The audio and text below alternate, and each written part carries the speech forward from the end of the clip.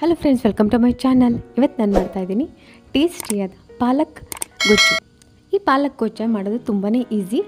ಇದೊಂದು 15-20 ನಿಮಿಷದಲ್ಲೆಲ್ಲ ತಯಾರಾಗಿಬಿಡುತ್ತೆ. ಇದನ್ನು ಮಾಡೋಕ್ಕೆ ನಾನು ಮಿಕ್ಸಿ ಜಾರ್ಗೆ 3 ಈರುಳ್ಳಿನ ಮೀಡಿಯಮ್ ಸೈಜ್ ಈರುಳ್ಳಿನ ದಪ್ಪದಾಗಿ ಹಚ್ಕೊಂಡು ಹಾಕ್ಕೊಂಡಿದ್ದೀನಿ. ಇದಕ್ಕೆ ನಾನು ಇವಾಗ 10-12 ಗೋಡಂಬಿನೂ ಸಹ ಸೇರಿಸ್ಕೊತಾ ಇದ್ದೀನಿ. ಗೋಡಂಬಿನ ಹಾಕ್ಕೊಂಡಿದ್ದಾದಮೇಲೆ ಇದಕ್ಕೆ ನಾನು 4 ಹಸಿಮೆಣಸಿನಕಾಯಿಗಳನ್ನ ಹಾಕ್ಕೊತಾ ಇದ್ದೀನಿ. ನೀವು ಖಾರದ ತಕ್ಕನಾಗಿ ಇನ್ನೆರಡು ಎಕ್ಸ್ಟ್ರಾ ಹಾಕ್ಕೊಬೋದು. ಇದ್ರ ಜೊತೆಗೆ ಸ್ವಲ್ಪ ಕೊತ್ತಂಬರಿ ಸೊಪ್ಪನ್ನು ಕೂಡ ಸೇರಿಸ್ಕೊತಾ ಇದ್ದೀನಿ. ಇದ್ರ ಜೊತೆಗೆ 1/2 ಟೀ ಚಮಚಷ್ಟು ಸೋಂಪು ಕೂಡ ಹಾಕ್ಕೊತಾ ಇದ್ದೀನಿ. ಈಗ ಇದನ್ನೆಲ್ಲ ನಾನು ನುಣ್ಣಗೆ ರುಬ್ಕೊತೀನಿ. ಈಗ ನೋಡಿ, ನಾನು ಇದನ್ನು ಮುಚ್ಚಿ ನುಣ್ಣಗೆ ರುಬ್ಕೊಂಡಿದ್ದೀನಿ. ಈಗ ಪಾಲಕ್ ಗೊಜ್ಜನ್ನ ಮಾಡ್ಕೊಳಕ್ಕೆ ಸ್ಟವ್ ಮೇಲೆ ಒಂದು ಕಡಾಯಿನ ಇಟ್ಕೊಂಡಿದ್ದೀನಿ. ಇದಕ್ಕೆ ನಾನು 2 ಟೀ ಚಮಚಷ್ಟು ಬೆಣ್ಣೆನ ಹಾಕ್ಕೊತಾ ಇದ್ದೀನಿ. ಇದ್ರ ಜೊತೆಗೆ 4 ಟೀ ಚಮಚಷ್ಟು ಎಣ್ಣೆನೂ ಕೂಡ ಹಾಕ್ಕೊತಾ ಇದ್ದೀನಿ.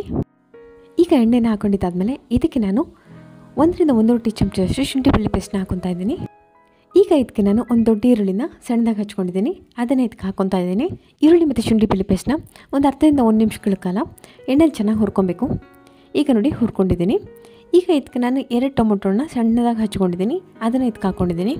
ಈಗ ಇದಕ್ಕೆ ನಾನು ಮಸಾಲೆಗಳನ್ನ ಹಾಕ್ಕೊತಾ ಇದ್ದೀನಿ. 1/2 ಟೀ ಚಮಚಷ್ಟು ಅರಿಶಿನ ಪುಡಿನ ಹಾಕ್ಕೊಂಡಿದ್ದೀನಿ. 1 ಟೀ ಚಮಚಷ್ಟು ಧನಿಯಾ ಪುಡಿನ ಹಾಕ್ಕೊತಾ ಇದ್ದೀನಿ. ಇದನ್ನು ಹಾಕ್ಕೊಂಡಿದ್ದಾದಮೇಲೆ 1/2 ಟೀ ಚಮಚಷ್ಟು ಗರಂ ಮಸಾಲಾನ ಹಾಕ್ಕೊಂಡಿದ್ದೀನಿ. 1/2 ಟೀ ಚಮಚಷ್ಟು ಖಾರದ ಪುಡಿನ ಹಾಕ್ಕೊಂಡಿದ್ದೀನಿ. ಈಗ ಇದನ್ನೆಲ್ಲ ಎಣ್ಣೆಯಲ್ಲಿ ಒಂದು 1/2 ನಿಮಿಷ ಚೆನ್ನಾಗಿ ಹುರ್ಕೊತಾ ಇದ್ದೀನಿ. ಈಗ ನೋಡಿ, ಇದನ್ನೆಲ್ಲ ಚೆನ್ನಾಗಿ ಹುರ್ಕೊಂಡಿದ್ದೀನಿ. ಈಗ ಇದಕ್ಕೆ ನಾನು ಈರುಳ್ಳಿ ಮತ್ತು ಗೋಡಂಬಿ ಮಿಶ್ರಣನ ರುಬ್ಬಿಕೊಂಡಿದ್ನಲ್ಲ, ಅದನ್ನು ಇದಕ್ಕೆ ಹಾಕ್ಕೊತಾ ಇದ್ದೀನಿ. ನಾನು ಹಸಿಮೆಣಸಿನಕಾಯಿ ಹಾಕ್ಕೊಂಡಿರೋದ್ರಿಂದ ಖಾರದ ಪುಡಿನ ಸ್ವಲ್ಪ ಕಮ್ಮಿನೇ ಹಾಕ್ಕೊಂಡಿದ್ದೀನಿ. ನಿಮ್ಮ ಖಾರ ಎಕ್ಸ್ಟ್ರಾ ಬೇಕು ಅಂದರೆ ಇನ್ನೂ ಸ್ವಲ್ಪ ಖಾರದ ಪುಡಿ ಹಾಕ್ಕೊಬೋದು.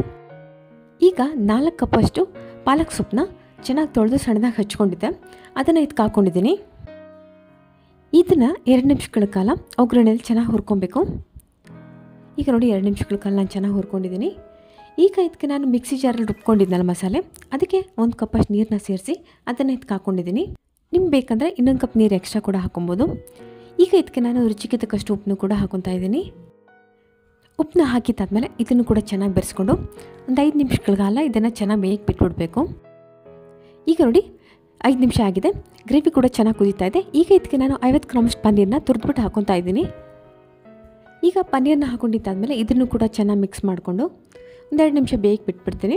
ಈಗ ನೋಡಿ, ಪನ್ನೀರ್ನೆಲ್ಲ ಚೆನ್ನಾಗಿ ಮಿಕ್ಸ್ ಮಾಡಿಕೊಂಡು 2 ನಿಮಿಷದವರೆಗೂ ಈ ಥರ ಬೇಯಿಸ್ಕೊಂಡಿದ್ದೀನಿ. ಈಗ ಇದಕ್ಕೆ ನಾನು 2 ಟೇಬಲ್ ಸ್ಪೂನಷ್ಟು ಚೀಸ್ನ ತುರಿದ್ಬಿಟ್ಟು ಹಾಕ್ಕೊತಾ ಇದ್ದೀನಿ. ಈಗ ನೋಡಿ, ಚೀಸ್ನು ಕೂಡ ಹಾಕ್ಕೊಂಡಿದ್ದಾದಮೇಲೆ ಇದನ್ನು ಕೂಡ ಚೆನ್ನಾಗಿ ಮಿಕ್ಸ್ ಮಾಡ್ಕೊಂಡಿದ್ದೀನಿ. ಇದನ್ನು ಕೂಡ ಮಿಕ್ಸ್ ಮಾಡಿಕೊಂಡು 2 ನಿಮಿಷಗಳ ಕಾಲ ಚೆನ್ನಾಗಿ ಬೇಯಿಸ್ಕೊಂಡಿದ್ದೀನಿ. ಈಗ ನಮ್ಮ ರುಚಿಯಾದ ಹೆಲ್ತಿಯಾದ ಪಾಲಕ್ ಗ್ರೇವಿ ರೆಡಿಯಾಗಿದೆ. ಈಗ ಇದನ್ನು ಸರ್ವ್ ಮಾಡ್ಬೋದು. ಇದನ್ನು ಚಪಾತಿ ಜೊತೆ, ಪೂರಿ ಜೊತೆ ಸರ್ವ್ ಮಾಡ್ಬೋದು. ಈ ವಿಡಿಯೋ ನಿಮ್ಗೆ ಇಷ್ಟ ಆಗಿದ್ದರೆ ಲೈಕ್ ಮಾಡಿ, ಶೇರ್ ಮಾಡಿ, ಸಬ್ಸ್ಕ್ರೈಬ್ ಮಾಡಿ.